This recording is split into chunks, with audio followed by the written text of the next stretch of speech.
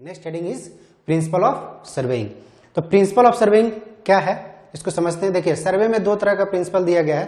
पहला प्रिंसिपल जो है हमारा वो क्या है, working from whole to part, working from whole to part. And second जो प्रिंसिपल है हमारा क्या है, location of point with respect of two point. ठीक है ना।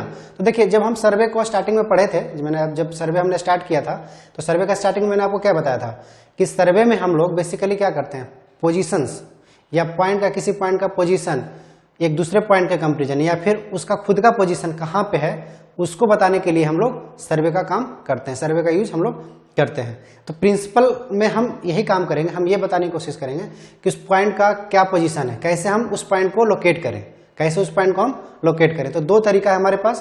पहला तरीका क्या है, that is the working from whole to part. पहला तरीका हमारा क्या है, working from whole to part. अब इसको पहले समझिए, working from whole to part में हम क्या करते हैं। Working from whole to part में हम क्या करते हैं, सबसे पहले लार्जर एरिया का हम सर्वे करते हैं, देन स्मॉलर एरिया का सर्वे करते हैं। मतलब पहले हम लार्जर लाइन का प्लॉट करने की कोशिश करते हैं, देन उसके कंपेरिजन, उसके बाद फिर हम क्या करते हैं, उसका शॉर्टर लाइन को प्लॉट करने की कोशिश करते हैं। पहले हम लार्जर लाइन को लेंगे, देन शॉर्टर लाइन को लेंगे। तो it is essential to establish first a system of control point and to fix them with higher precision. Higher precision के साथ इसको हम फिक्स करते हैं। ठीक है, ज्यादा इसमें एक्यूरेसी मिलती है हमको। अब सब मैं एक और एग्जांपल आपको देता हूं यहाँ पे। जैसे अगर आपको कोई नेशनल हाईवे क्रिएट कर रहे हो, ठीक है ना, तो पहले हम क्या करते हैं, अगर उसी नेशनल हाईवे के साथ कोई विलेज रोड जाना है या फिर कोई एसएच का रोड जाना है या कोई ओडीआर जा रही हो, तो पहले हम ओडीआर के लिए डिजाइन नहीं करते, पहले हम वीआर के लिए डिजाइन नहीं करते, पहले हम एनएच को डिजाइन करते हैं।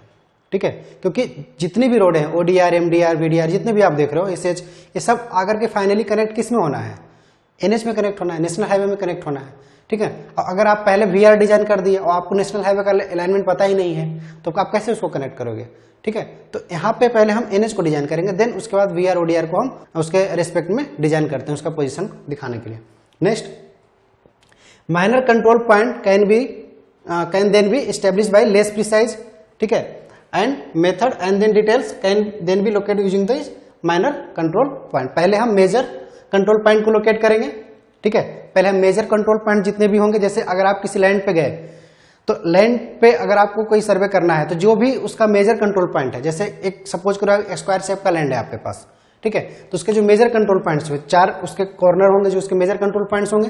ठीक है, पहले आप उस मेजर कंट्रोल पॉइंट को लोकेट करोगे, देन उसके बाद अगर उस पर्टिकुलर ग्राउंड में कोई छोटा पॉइंट और को आपको लोकेट करना है, ठीक है, कोई और उस इंटरमीडिएट पॉइंट आपको लोकेट करना है, तो पहले आप मेजर कंट्रोल पॉइंट को लोकेट करोगे, देन आप उस इंटरमीडिएट कंट्रोल पॉइंट को लोकेट करोगे उस मेजर कंट्रोल पॉइंट के रिस्पेक्ट में। इससे क्या फायदा मिलता है आपको, इससे बेनिफिट आपको ये मिलता है कि आपका जो सर्वे होता है उसमें एक्यूरेसी, जो प्रिसीजन होता है बहुत अच्छा होता है, मतलब उसमें गलतियां कम मिलती है हमें। ठीक है, एरर्स कम आते हैं। अगर आपने इस काम को उल्टा किया, पहले अगर आपने माइनर पॉइंट को लोकेट किया, अगर आप पहले आपने इंटरमीडिएट पॉइंट को लोकेट किया, देन उसके कंपेरिजन में आप कोई मेजर पॉइंट को निकाल रहे हो, तो एरर्स बहुत ज्यादा आता है, उसमें क्या होता है, एरर बहुत ज्यादा आता है। तो हम उससे बचते हैं, हम उस काम को नहीं करते हैं, पहले मेजर पॉइंट को लोकेट करते हैं, देन माइनर पॉइंट को हम लोग लोकेट करते हैं। दूसरा जो होता है हमारे पास वो क्या होता है, location of a point by measurement from 2 points of reference. 2 point के रेफरेंस में एक एग्जांपल आप लीजिए। पहले यहाँ पे मैं आपसे कहूं कि आपके ग्राउंड में, सपोज कीजिए आपका गांव में एक खेत है, ठीक है ना, उसमें एक पेड़ लगा हुआ है। अब मैं कहूं कि इस पेड़ से, जो भी आपका पेड़ है, उस पेड़ से 10 मीटर की दूरी पे एक पॉइंट बनाना है। नहीं कर सकते आप। क्यों नहीं कर सकते, क्योंकि मैंने आपको डायरेक्शन नहीं बताया, मैंने आपको ये नहीं बताया कि किस कोऑर्डिनेट के पे आपको 10 मीटर लोकेट करना है। ये आपके पास एक पेड़ है,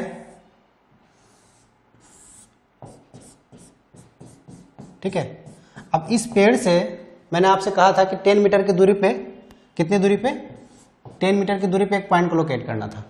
तो 10 मीटर तो इधर भी हो सकता है, 10 मीटर इधर भी हो सकता है, इधर भी हो सकता है और इधर भी हो सकता है। इट मीन्स मैंने आपको कोऑर्डिनेट दिया ही नहीं, आप कैसे बता पाओगे।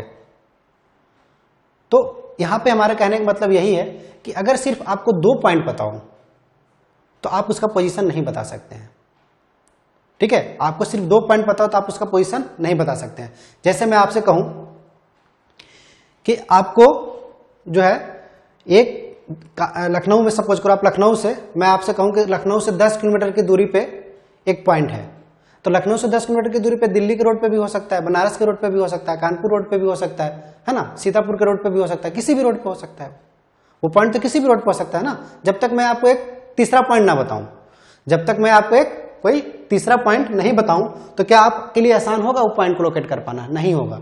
यही चीज बताती है सर्वेइंग का जो प्रिंसिपल है, प्रिंसिपल नंबर जो दूसरा है आपका, जो दूसरा प्रिंसिपल है सर्वेइंग का, यही बात आपसे कहती है कि location of a point by measurement from 2 points of reference, यानी कि the relative position of the point to be surveyed should be, the relative position of the point to be surveyed should be located by the measurement from at least 2 point of reference. कम से कम आपको 2 point चाहिए, तभी आप किसी तीसरे point का लोकेशन बता सकते हैं, है ना।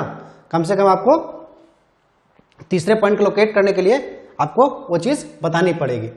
लाइन है ए और एक लाइन है बी, ठीक है, और आपको क्या करना हो, एक सी पॉइंट को लोकेट करना है, एक सी पॉइंट को लोकेट करना है। सी पॉइंट आपको यहां पे लोकेट करना है। आपको ये चाहिए कि बी पॉइंट से सी पॉइंट की दूरी कितनी है और ए पॉइंट से सी पॉइंट की दूरी कितनी है, तभी तो आप इस सी पॉइंट को बता पाओगे, तभी ना इस सी पॉइंट को बता पाओगे, ठीक है। तो हम यहां पे अगर आपसे कह दें कि जो ए पॉइंट है उसे सी पॉइंट की दूरी जो है, बी पॉइंट से सी पॉइंट की दूरी L1 और ए पॉइंट से सी पॉइंट की दूरी L2 अगर हम आपसे कह दें, ठीक है।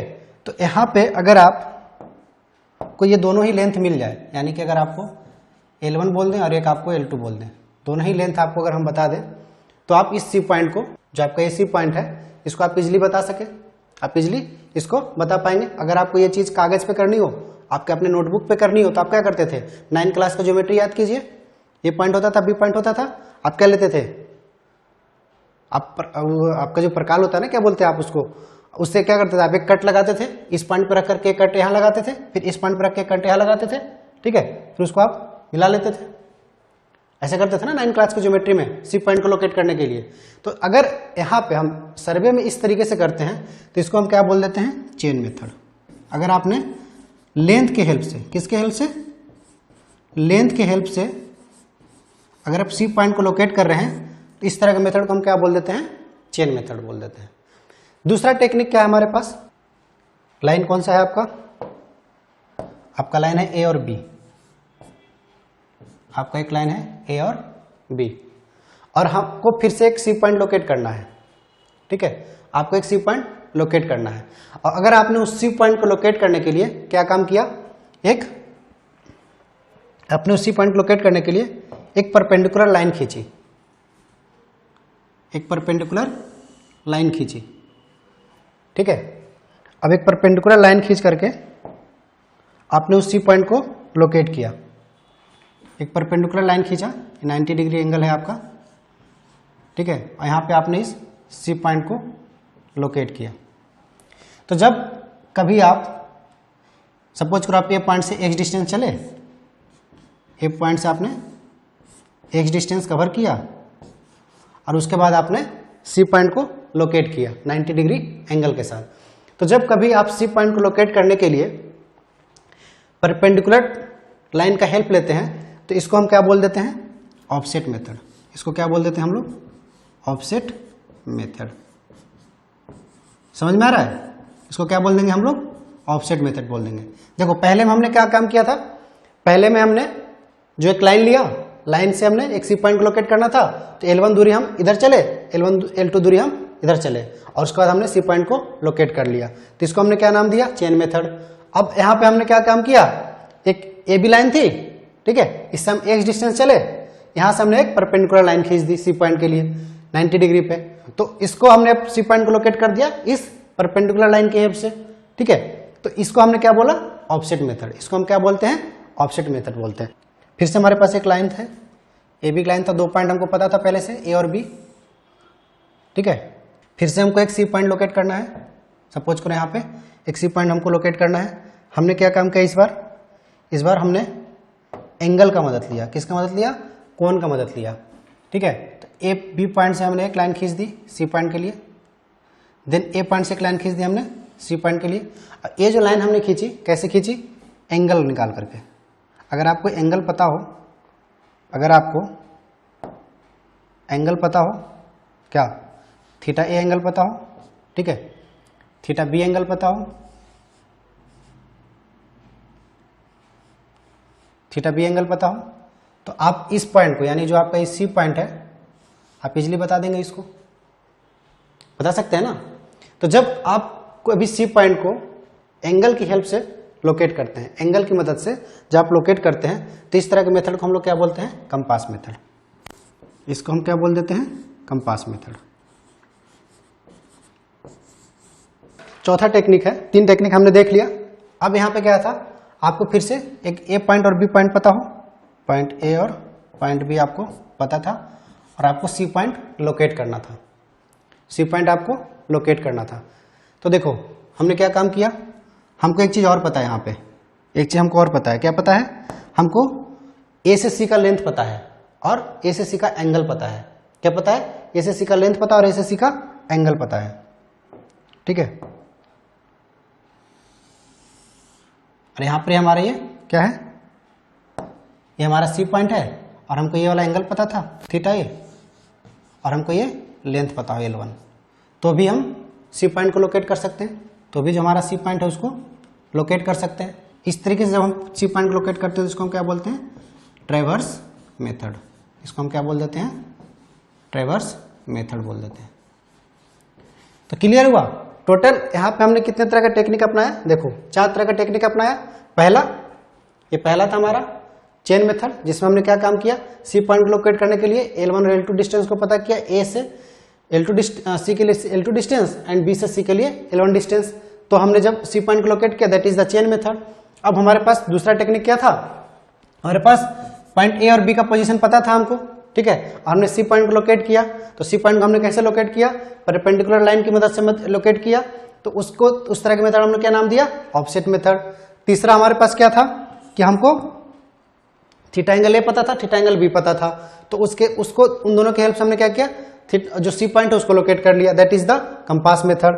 और अब यहाँ पे हम बात करें last one, that is the, यहाँ पे L1 और थीटा एंगल पता था, तो हमने जब सी पॉइंट को लोकेट किया, that is the traverse method. तो देखिए यही चीज मैं आपको बता रहा था यहाँ पे कि location of point by measurement from 2 point of reference, that is the second principle of surveying. तो देखिए इसमें मैं फिगर से दिखा रहा हूं फिर से एक बार, चेन मेथड जो मैंने आपको दिखाया। नेक्स्ट कौन सा था आपका, ये ऑफसेट मेथड, ठीक है, ऐसे ही लोकेट किया था ना हमने। तीसरा आपका कौन सा था, ये कंपास मेथड, पोजीशन लोकेट करने के लिए। And last one is traverse method. इसमें हमने क्या काम किया, एंगल हमको पता था और हमने पॉइंट सी को लोकेट कर दिया।